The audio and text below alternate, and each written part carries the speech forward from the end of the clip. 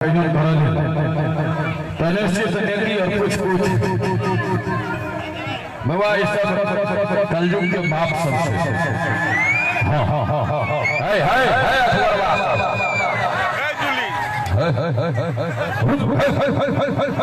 हम तय कहै छियै जे 1980 के बाद धिया पुता जन्मे नहीं छै, डायरेक्ट बाप पैदा होइ छै। देखियो झोरा सब बुझाइ छै अबै छै बड़ा सब सुने को चुटकुला शांति से बैसल रही लोग न।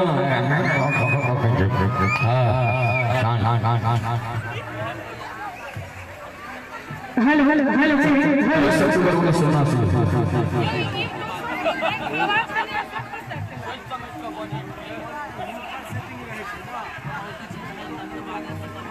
Hello hello hello hello hello hello लोकगीत का देश भेंट चुका है। खूब रस लोकगीत के फरमाइश से सुनावा जा रहा है।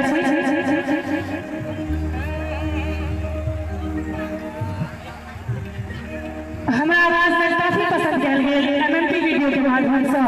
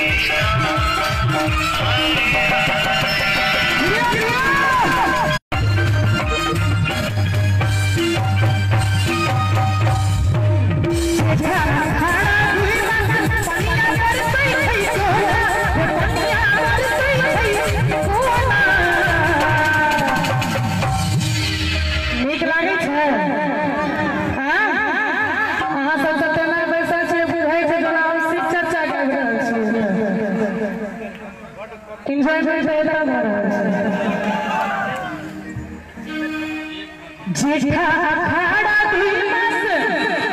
पनिया बरसै छै कोना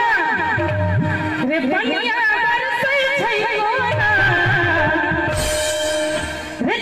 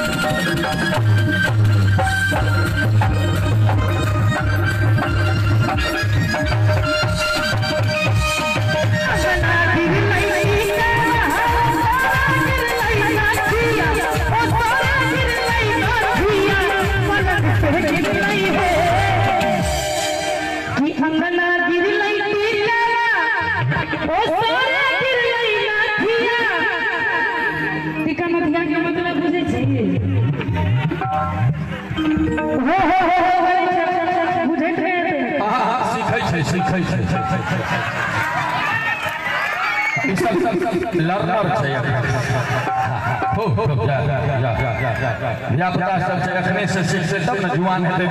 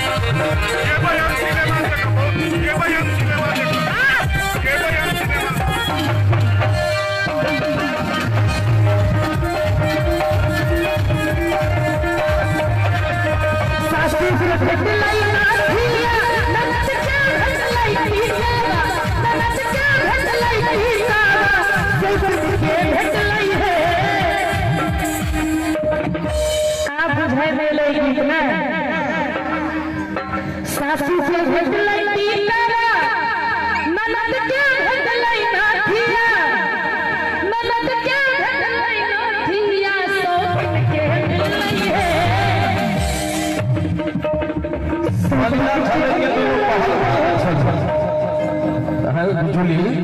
कनिया छलै के पहलवानी करे छलै नथिया पाउस के भेटलै झुमका ननद के भेटलै सोन के भेटलै है मच्छरदानी सुतल पिया सोन के भेटलै है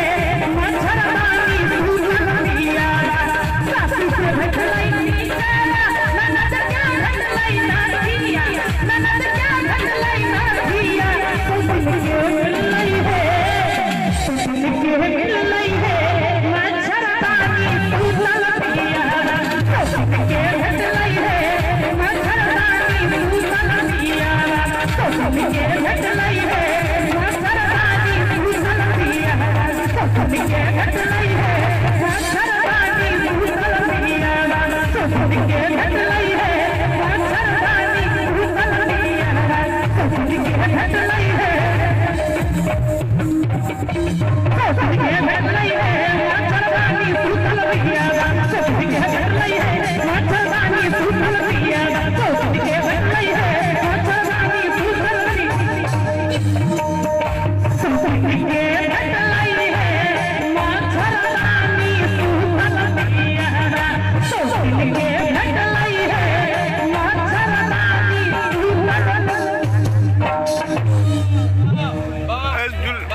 बाजे हमरे भेटलै है मच्छरदानी सुतल पिया अहाँके बाबूजी बजबै छै एकटा गीत और कही पापा